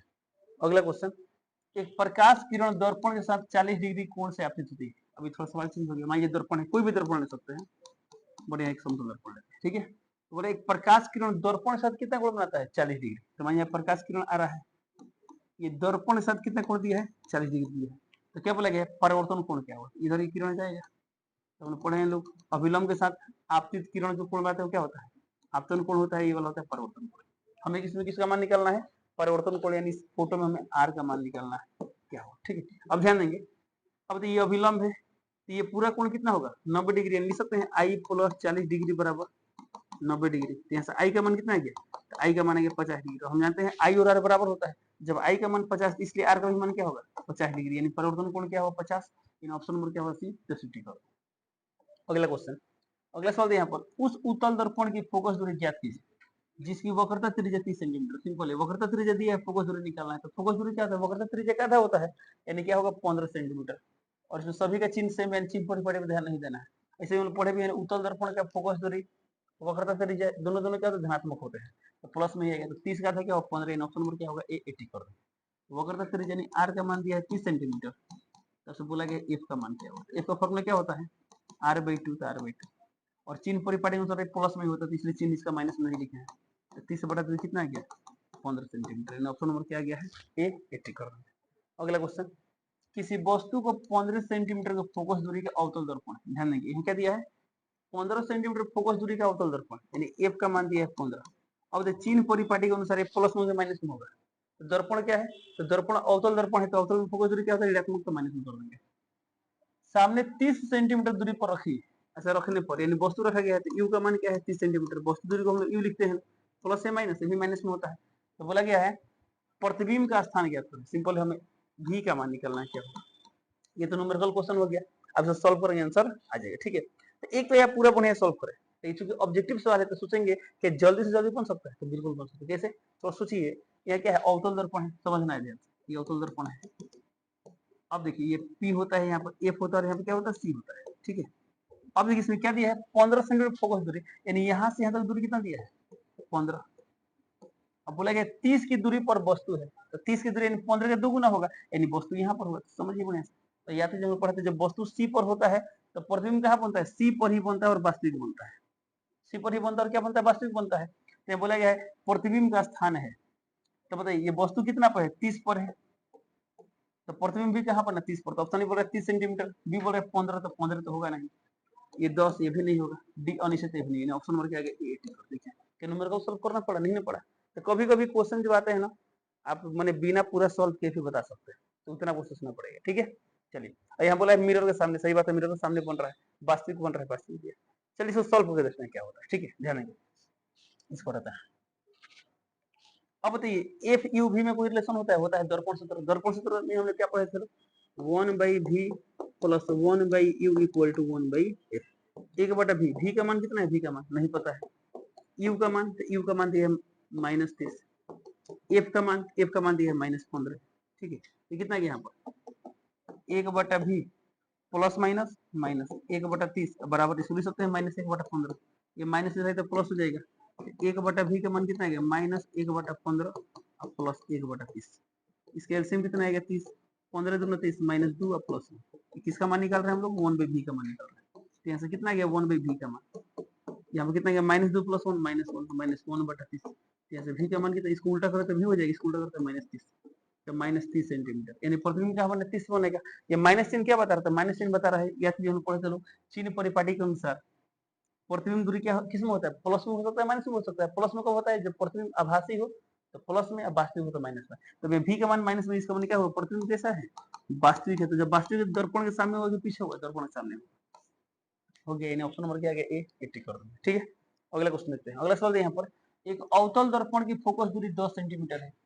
दर्पण के सामने कोई वस्तु रखी गई है और उसका प्रतिबिंब वस्तु की ही ओर 30 सेंटीमीटर दूरी पर बनता है। दर्पण से वस्तु की दूरी क्या है, ठीक है। और इस सवाल में क्या दिया, फोकस दूरी दिया है, ध्यान देंगे फोकस दूरी क्या दिया है, तो एफ का मान दिया है 10 सेंटीमीटर। अवतल दर्पण है तो माइनस में होगा, चिन्ह परिपाटी में किस में आएगा, माइनस में। ए बराबर -10 सेंटीमीटर। दर्पण के सामने कोई वस्तु रखी गई है, उसका प्रतिबिंब बोला है, प्रतिबिंब कितनी दूरी पर बनता है, 30 सेंटीमीटर। v का मान दिया, प्रतिबिंब दूरी को हम क्या लिखते हैं, v लिखते हैं 30 सेंटीमीटर। अभी प्लस में लेना है माइनस में लेना है, तो यहाँ बोला गया कि वस्तु की ही ओर, यानी वस्तु की ओर रखा गया है, तो वस्तु की ओर, तो वस्तु दूरी माइनस में होता है, तो प्रतिबिंब दूरी भी क्या होगा, माइनस में होगा, ये भी आएगा माइनस में। जब वस्तु दूरी माइनस में तो प्रतिबिंब दूरी माइनस में, क्यों, क्योंकि प्रतिबिंब बन रहा है वस्तु की ओर, यानी वास्तविक बन रहा है, ठीक है। तो बोला दर्पण से वस्तु की दूरी क्या यू निकालना है, ठीक है। तो ये बस सोचते हैं क्या हो सकता है, ठीक है, बिना सॉल्व किए। ये अवतल दर्पण होता है, यहाँ P, यहाँ F और यहाँ क्या होता है C होता है, ठीक है, ध्यान देंगे। फोकस दूरी कितना दिया है, 10, फोकस दूरी कितना दिया है 10, यानी यहाँ तक दूरी कितना दिया है, ये वाला दूरी दिया है 10 सेंटीमीटर, ठीक है। अब बोला प्रतिबिंब कहाँ बनता है, 30 की दूरी पर, यानी इधर कहीं बनता है, ये 10 ये 20 तो इधर, यानी इधर कहीं बनेगा, ये तो कंफर्म है।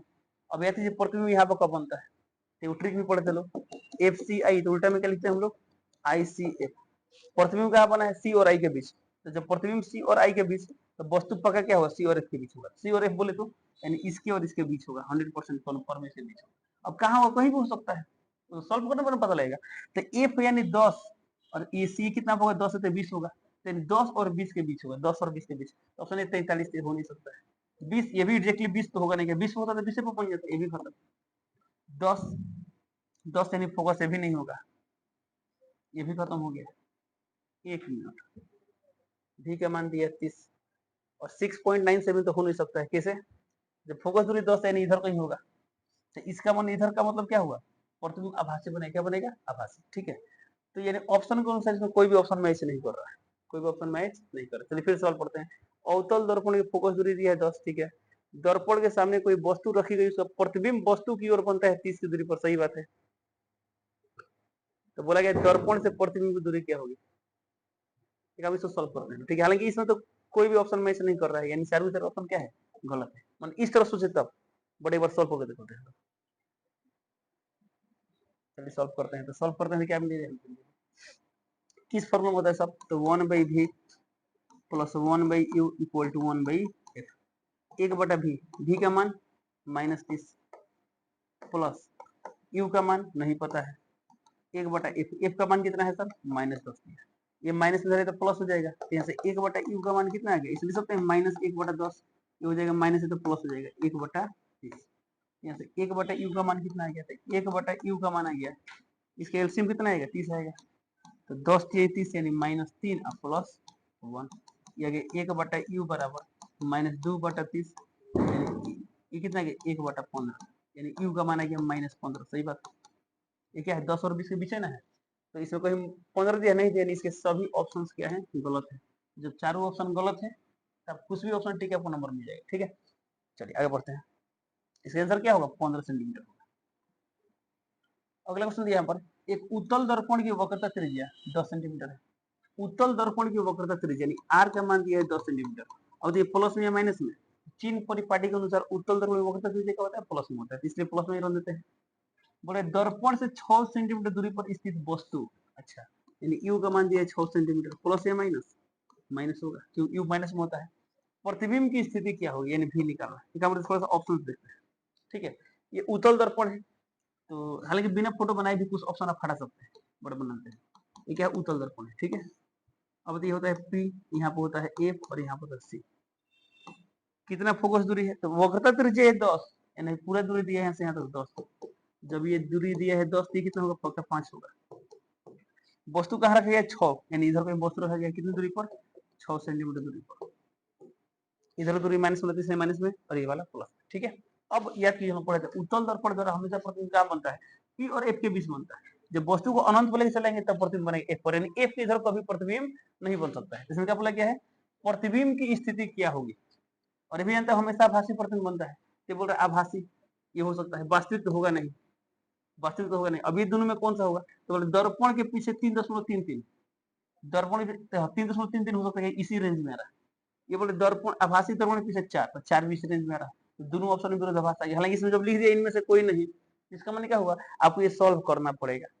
बट ये भी तरीका सीखना इंपॉर्टेंट है, कभी क्या होता है एग्जाम में समय कम रहते हैं और ऑब्जेक्टिव क्वेश्चन बनाना होता है, तो ये सब तरीका आपको आना चाहिए, ठीक है। चलिए सॉल्व करते हैं। तो भी निकालना है तो कौन फॉर्मूला यूज करना पड़ेगा, दर्पण सूत्र। तो दर्पण सूत्र के लिए यू चाहिए, एफ चाहिए, भी चाहिए, तीनों होता है ना। तो इसमें एफ नहीं दिया तो एफ निकालेंगे आर से। तो एफ का फॉर्मूला क्या होता है r/2, आर का मान दिया 10, 10/2 यानी कितना गया 5 सेंटीमीटर। अब निकालते हैं दर्पण सूत्र से 1/v + 1/v = 1/f, 1/v। देखिए इसमें v का मान कितना दिया, v का मान नहीं पता है। u का मान कितना है, u का मान -6, 1/f, f का मान कितना दिया है 5। इसको सॉल्व करते हैं 1/v। अब बताइए प्लस माइनस माइनस इधर है तो प्लस हो जाएगा, तो 1/5 + 1/6 कितना है 1/v बराबर 6 × 5 = 30, 5 × 6 = 30, यहाँ पर 5 आ जाएगा। ये आगे 1/v बराबर 11/30, इसको उल्टा करते क्या हो जाएगा v, और इसको यदि हम उल्टा करते क्या होगा 30/11, तो कितना गया 11 दूना 22। 1 मिनट काहे गड़बड़ा रहा है, ध्यान देंगे। आर का मान था 10, ठीक है, एफ का मान 5 सही था, यहाँ पर एफ का मान कितना गया 5 सेंटीमीटर। यू का मान कितना दिया है, दर्पण से 6 की दूरी पर, सही है। ये प्लस माइनस माइनस इधर प्लस हो जाएगा, 6 × 5 = 30, 11 सही तो है, 11/30, 11 दूना 22, 2 पॉइंट समथिंग होगा, तो कोई बात नहीं। इसका आंसर कितना आएगा 11 दूना 22 यानी 2 पॉइंट समथिंग, कितना गया यहाँ पर 11 दूना 22, ये आगे 8 दशमलव देंगे 0, यानी 2.7 आएगा, लगभग कितना है 2.7।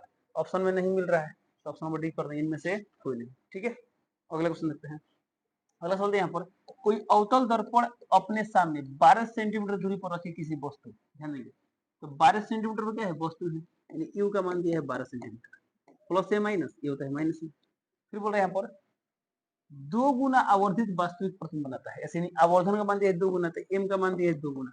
अब हम जानते हैं एम जो होता है प्लस में भी होता है माइनस में भी होता है, तो यहाँ प्लस होगा कि माइनस होगा, तो उस सिचुएशन से बताएंगे। प्लस में कब होता है जब प्रतिबिंब आभासी हो, माइनस में कब होता है जब वास्तविक होता है। सवाल में क्या दिया देखिए 2 गुना आवर्धित वास्तविक, वास्तविक बोलते हैं नहीं पक्का माइनस में, माइनस में क्या बोल रहे प्रतिबिंब का स्थान कहाँ होगा, यानी v का मान पता ना है, v = 1, ठीक है। अब देखिए बहुत आसान है, सॉल्व कर लेते हैं। तो m का फॉर्मूला क्या होता है, m का फॉर्मूला होता है -v/u।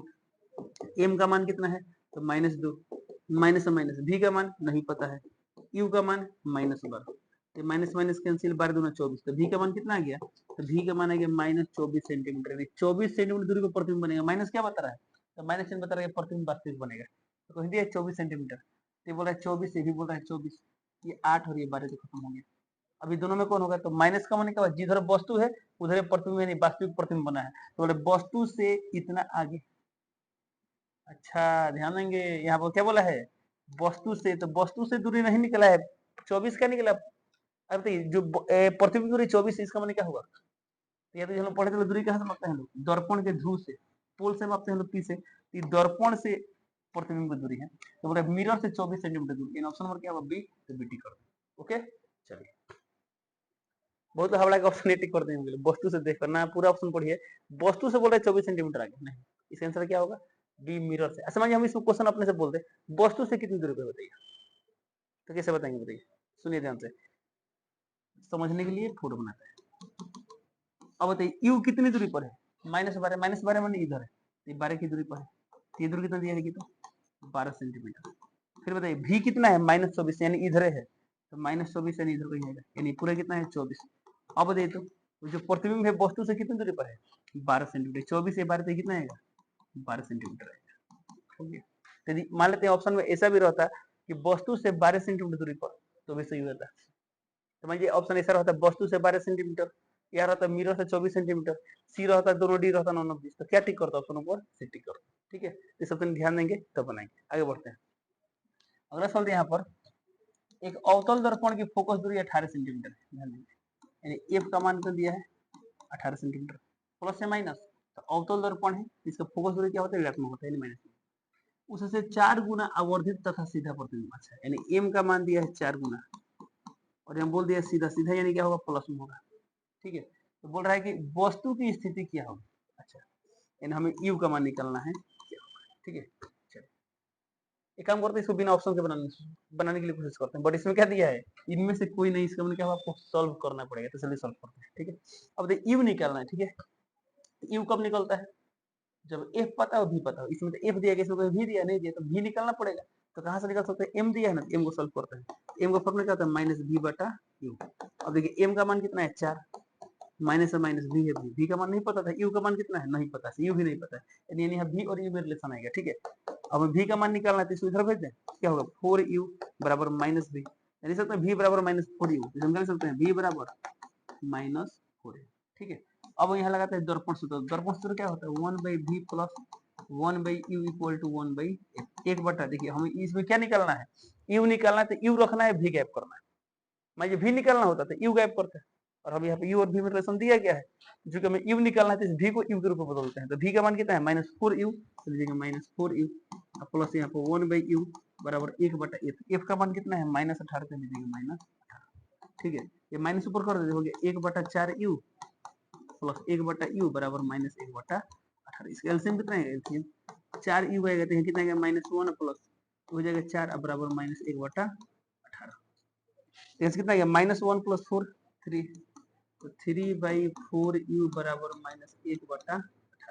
ठीक है, थोड़ा करा देंगे, तो 2 दूना 4 9 दूना 18, अब नहीं कटेगा, यहाँ से u का मान निकालना, क्रॉस मल्टीप्लाई कर देते, ये कितना हो जाएगा यहाँ पर, यू इधर कर देते, तो हो जाएगा माइनस यू, यहाँ पर हो जाएगा 9 3 27, तो 27/2, माइनस इधर भेज सकते हैं, तो यू का मान कितना है क्या -27/2, यानी 13.5, तो -13.5 सेंटीमीटर,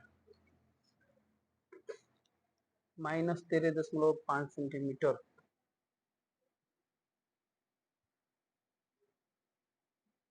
तेरह दशमलव पांच को दिया, देखिए तो ये बोल रहा है कहाँ पर, देखिए तो दर्पण से 18 सेंटीमीटर, अच्छा 18 सेंटीमीटर के पास दिया था, देखिए ठीक है, यानी बोल रहा है एफ बटा 3 पर, क्या बोल रहा है एफ बटा 3 पर, एफ का मान कितना दिया है, एफ का मान दिया 18, 18/3 कितना आएगा 6, तो 6 तो आ नहीं रहे, तो खत्म हो गया।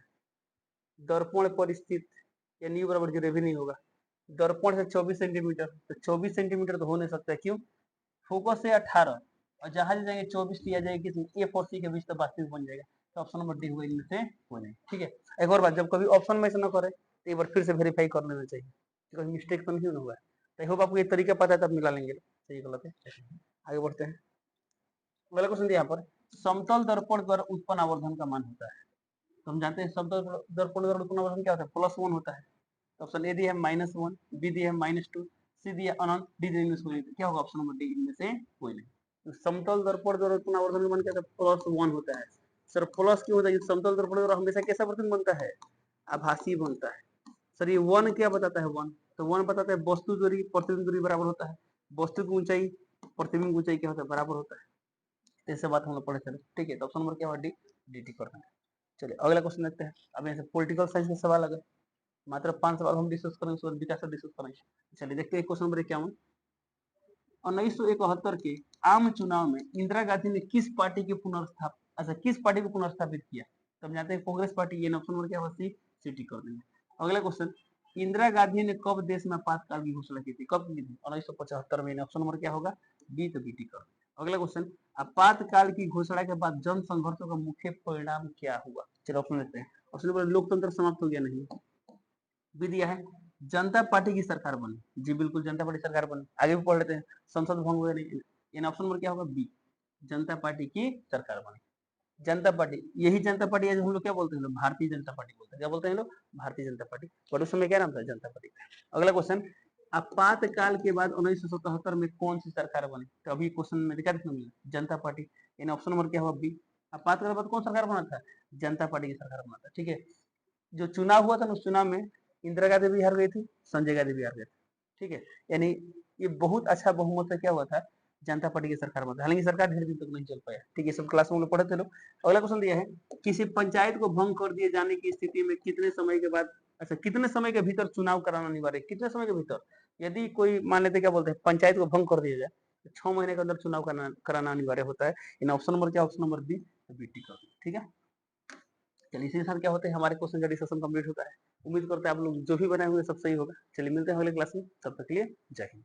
चलिए तो एक एक क्वेश्चन ध्यान से देखते हैं। ठीक है, संदीप सर का तो क्वेश्चन आप लोगों ने खूब ध्यान से देखा है, इहो तो नहीं खूब ध्यान से देख लीजिए। ठीक है, सोशल साइंस है, सबका सब ऑब्जेक्टिव एग्जाम में सही करना है। चलिए एक एक क्वेश्चन, ठीक है, तो हमारा क्वेश्चन कहाँ से था, हाँ यहाँ से था, 56 नंबर से था। ठीक है, चलिए हमको पता है कि आप लोगों ने पूरा का पूरा सही टिक किया है, खाली बस फॉर्मेलिटी के लिए मिला रहे हैं लोग, अगर नहीं किए हैं तो कोई बात नहीं, याद कर लीजिएगा। ठीक है, चलिए पहला क्वेश्चन है, यूरोप में राष्ट्रवाद का आरंभ किस घटना से माना जाता है, तो याद रखिएगा फ्रांसीसी क्रांति से माना जाता है, तो क्या हो जाएगा, ऑप्शन नंबर ए हो जाएगा। ठीक है, अगला है, फ्रांसीसी क्रांति कब हुई थी, ये क्वेश्चन कभी भी आए तो याद रखिएगा आपकी किताब में सबसे शुरू में लिखा है 1789, ऑप्शन नंबर बी हो जाएगा। ठीक है, अगला क्वेश्चन है, राष्ट्र शब्द का आधुनिक अर्थ किस काल में प्रचलित हुआ, तो अपने आधुनिक काल में हुआ, तो लोग याद रखिएगा, ऑप्शन नंबर सी हो जाएगा। इटली के एकीकरण के सेनानी कौन थे, केवल पूछा है कौन थे, याद रखिएगा, तो इस ऑप्शन के हिसाब से गैरीबाल्डी हो जाएगा, ऑप्शन नंबर ए हो जाएगा। ठीक है, मेजनी भी थे, काउंट काउर भी थे। ओके, अगला है, भारत में राष्ट्रीय आंदोलन कब शुरू हुआ था, तो 1885 से शुरू हो गया, क्योंकि राष्ट्रीय जो कांग्रेस था वो उसी समय बना था 1885 में, उस समय से भारत में राष्ट्रीय आंदोलन होना शुरू हो गए थे। अगला क्वेश्चन, और भी पहले बहुत सारे हुए थे, लेकिन ज्यादातर यहाँ से सबसे ज्यादा माना जाता है। अगला है, कांग्रेस की स्थापना किसने की थी, ध्यान दीजिएगा बाबू, जब कांग्रेस का स्थापना हो रहा था तो उसमें 72 लोगों की बैठक बुलाई गई थी, लेकिन जो सबसे मेन था ना उसमें का, जो उस समय का गवर्नर जनरल कह सकते हैं, जो अंग्रेज अधिकारी था, वो ए ओ ह्यूम था, याद रखिएगा। ठीक है, इसका ए ओ ह्यूम का मतलब होता है कोई ऑक्टेवियन ह्यूम करके था। ठीक है, याद रखिएगा A O Hume, option number A हो जाएगा। ठीक है, अगला है, असहयोग आंदोलन की शुरुआत कब हुई थी, ये तो सभी लोग जानते हैं भाई 20 में हुई थी, ऑप्शन नंबर ए हो जाएगा। कौन किए थे, महात्मा गांधी। ठीक है, खिलाफत आंदोलन किससे संबंधित है, तो ये मुस्लिम एकता से संबंधित, याद रखिएगा, जो कि खलीफा के लिए, खलीफा के सपोर्ट में सभी मुस्लिमों ने आंदोलन किया था। ठीक है, अगला है, महात्मा गांधी का पहला आंदोलन भारत में कौन सा था, तो अपना चंपारण सत्याग्रह था, याद रखिएगा, जो कि बिहार से शुरू हुआ था, ऑप्शन नंबर बी हो जाएगा, बिहार के चंपारण से हुआ था। अगला है, रूसी क्रांति कब हुई, ध्यान दीजिएगा, अगर ये क्वेश्चन पूछता है रूसी क्रांति कब हुई, तो रूस में बहुत सारे क्रांति हुए हैं, लेकिन उसमें सबसे मेन वो अक्टूबर क्रांति हुआ था, जो कि 1917 में हुआ था, ऑप्शन नंबर बी हो जाएगा, याद रखिएगा। ठीक है, अगला है, लेनिन किस देश का नेता था, लेनिन किस देश का नेता था, रूस का नेता था ना, ऑप्शन नंबर बी हो जाएगा। नई आर्थिक नीति किसने लागू की थी, बताइए तो, लेनिन ने की थी। अगला क्वेश्चन है, औद्योगिकरण की शुरुआत कहाँ, ग्रेट ब्रिटेन, इंग्लैंड से हुआ था, याद रखिएगा, ऑप्शन नंबर ए हो जाएगा। अगला है, 1857 का विद्रोह कहाँ से प्रारंभ हुआ था, मेरठ से हुआ था, मेरठ षड्यंत्र, ऑप्शन नंबर बी हो जाएगा। 1857 का विद्रोह मेरठ से शुरू हुआ था, सिपाही विद्रोह भी इसको कहा जाता है, याद रखिएगा। अगला है, भारतीय राष्ट्रीय कांग्रेस का पहला अधिवेशन मुंबई में हुआ था 1850 से, याद रखिएगा, ऑप्शन नंबर ए हो जाएगा। भारत छोड़ो आंदोलन कब हुआ, 42 में हुआ था, 1942 में हुआ था। ठीक है,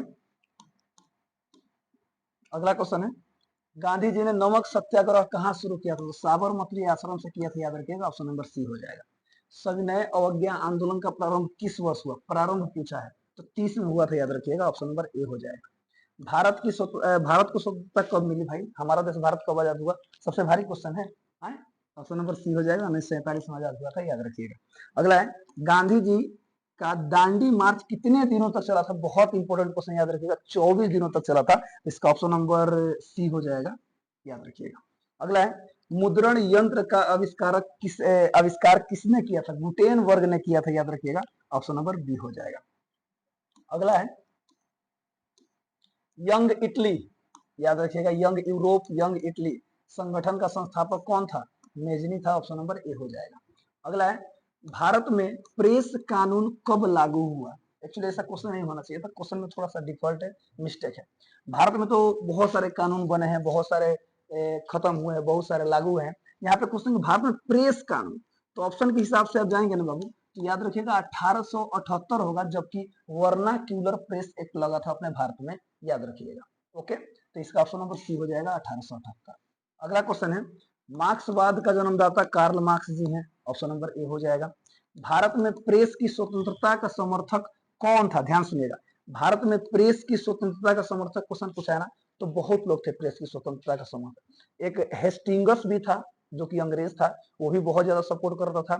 ये राजा राम मोहन राय जी भी थे, लेकिन ऑप्शन के हिसाब से आइएगा ना, तो ऑप्शन के हिसाब से याद रखिएगा, बाल गंगाधर तिलक हो जाएगा, ऑप्शन नंबर ए हो जाएगा, ठीक है। अगला है, हिंद स्वराज पुस्तक किसने लिखी थी, तो हमारे महात्मा गांधी जी ने लिखी थी, तो Mahatma Gandhi ji, option number B हो जाएगा, ठीक है। अगला है, भारतीय राष्ट्रीय आंदोलन की जननी किसे कहा जाता है, कभी ऑप्शन पढ़िए, मतलब ऑप्शन चारों पढ़ के ही आप आंसर दीजिएगा। अगर आप पढ़ेंगे ना, तो आप देखेंगे असहयोग आंदोलन, भारत छोड़ो आंदोलन, चंपारण आंदोलन, ये सभी एक ही प्रकार के आंदोलन जो कि हुए हैं भारत में, लेकिन यहाँ पे एक अलग नाम है, स्वदेशी आंदोलन, याद रखिएगा। यहाँ पूछा है राष्ट्रीय आंदोलन की जननी, तो याद रखिएगा स्वदेशी आंदोलन, यानी कि स्वदेशी का मतलब क्या होता है, आपको पता है ना, यानी कि जब हम जिस भारत देश में रहे ना, तो अपने देश के लिए कुछ भी करना, अपने देश का सामान यूज करना, अपने देश को आगे बढ़ाना, ये सब स्वदेशी होता है, याद रखिएगा, ठीक है। तो इसका ऑप्शन नंबर बी हो जाएगा। अगला है, अर्थव्यवस्था का प्राथमिक क्षेत्र कौन सा है, तो कृषि है भाई, तो ऑप्शन नंबर सी हो जाएगा। मिश्रित अर्थव्यवस्था का उदाहरण कौन सा है, तो इस ऑप्शन में क्या है, भारत है, ऑप्शन नंबर सी हो जाएगा। योजना आयोग का गठन कब हुआ था, योजना आयोग पूछा गया है ना, तो 1950 में हुआ था, याद रखिएगा, हाँ 15 मार्च 1950, ऑप्शन नंबर ए हो जाएगा। अगला है, आर्थिक विकास की माप का प्रमुख सूचक क्या है, तो प्रति व्यक्ति आय है, याद रखिएगा, प्रति व्यक्ति आय, ऑप्शन नंबर बी हो जाएगा। अगला है, बिहार की अर्थव्यवस्था का आधार क्या है, बिहार की अर्थव्यवस्था का आधार है ना बाबू, कृषि आधारित है, याद रखिएगा, ऑप्शन नंबर सी हो जाएगा। चलिए आगे बढ़ते हैं। अगला क्वेश्चन है 87 नंबर, बिहार के आर्थिक पिछड़ेपन का प्रमुख कारण क्या है, तो हाँ जी, हमारे बिहार में उद्योग की कमी है, जनसंख्या तो है ही है, इसमें कहाँ पीछे रहने वाले हैं हम लोग। बाढ़ आदि प्राकृतिक आपदाएं तो आगे करते हैं, कोसी आप नदी पढ़वे किए हैं कि ना, भारत बोल रहे बाबू, बिहार के शोक किसे कहा जाता है, कौन सी नदी कहा जाता है, तो कोसी नदी कहा जाता है, याद रखिएगा, इसलिए उपयुक्त सभी ऑप्शन नंबर डी हो जाएगा, ठीक है। अगला क्वेश्चन है, भारत का वित्तीय वर्ष कब से कब तक होता है, ये सभी को पता है, 1 अप्रैल से 31 मार्च तक होता है, ऑप्शन नंबर बी हो जाएगा। भारत का केंद्रीय बैंक कौन सा है, आरबीआई है भाई, Reserve Bank of India, option number B हो जाएगा।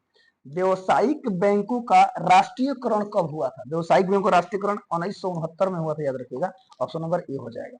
अगला है, भारत में सहकारिता, सहकारिता आ गया तो 1904, याद रखिएगा, ठीक है। भारत में सहकारिता आंदोलन कब शुरू हुआ था, 1904, ऑप्शन नंबर ए हो जाएगा, ठीक है। अगला क्वेश्चन है, बिहार राज्य की प्रति व्यक्ति आय अन्य राज्यों की तुलना में क्या है, ऑप्शन देखते हैं, बहुत अधिक है, समान है, बहुत कम है, कि औसत है, जी बाबू बहुत कम है, याद रखिएगा, ऑप्शन नंबर सी हो जाएगा, ठीक है। अगला है, भारतीय राष्ट्रीय आय को किसमें मापा जाता है, ये क्वेश्चन ऐसे कभी कभी पूछ जाता है, ठीक है, ध्यान दीजिए, कितना बढ़िया ऑप्शन दिया है, डॉलर में, टन में, कि प्रतिशत में, भाई रुपयों में नापा जाता है ना, भारत में क्या चलता है, रुपया चलता है ना, याद रखिए, टाका कहाँ चलता है, बंगाल में चलता है, डॉलर कहाँ चलता है? अमेरिका में चलता है। चलिए अगला देखिएगा, प्रति व्यक्ति आय ज्ञात करने के लिए क्या किया जाता है, तो कुल आय बट्टा कुल जनसंख्या, वही ना, राष्ट्रीय आय बट्टा कुल जनसंख्या से भाग दे दिया जाता है, तो राष्ट्रीय आय का कुल जनसंख्या से भाग दे दिया जाता है, ऑप्शन नंबर ए हो जाएगा। भारत में योजना बनाने का मुख्य उद्देश्य क्या है, आप ऑप्शन पढ़िए, आपको खुद पता चल जाएगा इसका कौन सा ऑप्शन ज्यादा बेहतर है और कौन सा सही होगा, बताइए। राजनीतिक समानता, सामाजिक न्याय सहित आर्थिक विकास, यानी समाज में एकदम न्यायिक व्यवस्था हो और आर्थिक विकास भी हो। अगला है विदेशी व्यापार को बढ़ावा देना यानी बढ़ाना, औद्योगिकरण को रोकना। क्वेश्चन पूछा है भारत में योजना बनाने का मुख्य, योजना लोग क्यों बनाते हैं? ताकि सामाजिक न्याय हो और साथ साथ आर्थिक विकास भी हो। ऑप्शन नंबर बी हो जाएगा। ठीक है, ऑप्शन पूरा पढ़िए तब आंसर दीजिए। अगला है बिहार की प्रमुख व्यवसायिक फसलें कौन सी है? व्यवसायिक फसलें पूछा है, ध्यान से देखिएगा सर। तो गेहूं और धान, जी बिल्कुल नहीं। गन्ना, जूट, तंबाकू, चाय, जी हाँ, ये है बिहार की व्यवसायिक फसलें हैं, याद रखिएगा। ये तो है ही नहीं, तो ऑप्शन नंबर बी हो जाएगा। चलिए आगे बढ़ते हैं। अगला क्वेश्चन है भारत का सबसे ऊंचा पर्वत शिखर कौन सा है? याद रखिएगा। तो केटू याद रखिएगा बाबू, ऑप्शन नंबर बी हो जाएगा। ठीक है, कंचनजंगा भी है लेकिन केटू इसमें होगा। अगला है सतलज, ब्यास और रावी नदियां किस नदी की सहायक नदी है? किस नदी की? तो सिंधु नदी की सहायक नदी है, ऑप्शन नंबर सी हो जाएगा। भारत में सबसे बड़ी नदी जल प्रणाली हमारी गंगा है, गंगा माता है, ऑप्शन नंबर ए हो जाएगा। ठीक है, अगला है पुरानी जलोढ़ मृदा को क्या कहते हैं? ये वाला क्वेश्चन बहुत इंपॉर्टेंट है, याद अभी कर लीजिए। देखिए पुरानी जलोढ़ मृदा आए, ठीक है, तो इसको बांगर कहा जाता है, और अगर नवीन जलोढ़ मृदा है तो इसको खादर कहा जाता है, याद रखिएगा। ऑप्शन नंबर यहाँ भी बी हो जाएगा और यहाँ भी बी हो जाएगा। ठीक है, अभी याद कर लीजिए। चलिए बताइए तो पुराने जलोढ़ मृदा को क्या कहते हैं? बांगर, और नवीन जलोढ़ मृदा को खादर। बहुत बढ़िया। काली मिट्टी मुख्यतः कहाँ पाई जाती है? बहुत जगह पाई जाती है, लेकिन ऑप्शन के हिसाब से क्या हो जाएगा? महाराष्ट्र हो जाएगा, याद रखिएगा। ऑप्शन नंबर बी हो जाएगा। कपास की खेती के लिए काली मिट्टी सबसे बेहतर होती है, ऑप्शन नंबर सी हो जाएगा। भारत में मानसून कब आता है? तो याद रखिएगा, भारत में पूछा है ना, पूरे भारत में तो लगभग जून से शुरू हो जाता है, याद रखिएगा। ऑप्शन नंबर सी हो जाएगा। भारत का सबसे बड़ा राज्य, भारत का सबसे बड़ा राज्य क्षेत्रफल के अनुसार कौन सा है? तो क्षेत्रफल के अनुसार राजस्थान है, याद रखिएगा। ऑप्शन नंबर सी हो जाएगा। भारत में सबसे घनी आबादी वाला राज्य कौन सा है? ध्यान दीजिएगा, घनी आबादी वाला राज्य पूछा है, तो जब राज्य पूछेगा ना तो हमारा बिहार है, लेकिन अगर केंद्र शासित प्रदेश में आता है ना तो दिल्ली है, याद रखिएगा। ठीक है, सबसे घनी आबादी वाला केंद्र शासित प्रदेश कौन सा है? दिल्ली है, लेकिन राज्य पूछेगा तो कौन सा है? हमारा बिहार है। ठीक है, भारत का प्रमुख लौह उत्पादक राज्य कौन सा है? उड़ीसा है। ठीक है, ऑप्शन नंबर बी हो जाएगा। अगला क्वेश्चन देखिए कितना आसान पूछा है कि दामोदर घाटी परियोजना किस नदी पर बना है? तो दामोदर नदी पर बना है, ऑप्शन नंबर सी हो जाएगा। अगला है भारत का कृषि प्रधान राज्य कहा जाता है? भारत में कृषि प्रधान राज्य पंजाब को कहा जाता है, याद रखिएगा। ऑप्शन नंबर बी हो जाएगा। ठीक है, चलिए हाँ, लास्ट में थोड़ा सा पेज बचा था, तो आप लोगों को सच्ची मित्रता पर निबंध दे दिया गया था, लिख लिए हैं लोग सभी लोग अच्छी तरह से, एक बार पढ़ भी लीजिए लो। ओके, स्क्रीनशॉट मार कर लिख लीजिए, अगर नहीं लिखे हैं तो कोई बात नहीं है। तो इतना ही है, खूब बढ़िया से मिला लीजिए लो। तब तक के लिए हंसते रहिए, मुस्कुराते रहिए, गाते रहिए, गुनगुनाते रहिए और हमेशा खुश रहिए। मिलते हैं कल क्लास में, तब तक के लिए जय हिंद।